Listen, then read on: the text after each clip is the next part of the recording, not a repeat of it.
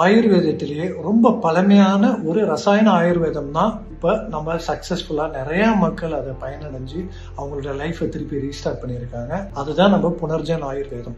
அப்பா பேர் முத்துகிருஷ்ணன். ஸோ அவங்களுக்கு வந்து பிரெயின் கேன்சர் இருந்தது. ரேடியேஷன் அண்ட் கீமோதெரப்பி போயிட்டு இருக்கு. பட் எங்களுக்கு தெரிஞ்சவங்க சொல்லியிருந்தாங்க எங்க ஆயுர்வேதா டேப்லெட்ஸ் எடுத்துக்கிட்டா திரும்ப டியூமர் வளராதுன்னு சொல்லிட்டு. கீமோ மட்டும் நாங்கள் பண்ணும்போது ரொம்ப வீக்காக இருப்பாங்க. டேப்லெட்ஸ்லாம் எடுத்துக்கிற டைம்ல எழுந்துக்கவே முடியாது அவங்களுக்கு. பட் இப்போ ஆயுர்வேத டேப்லெட் எடுத்துக்கப்புறம் அவங்களே நார்மலாக அவங்களோட ஒர்க் எல்லாமே பண்றாங்க. ஃபுட்டுமே வந்து ரொம்ப நல்லா சாப்பிட்றாங்க. ரொம்ப பசி எடுக்குது இதனால டேப்லெட்ஸ் போறதுனால. ஸோ நார்மலா இருக்காங்க.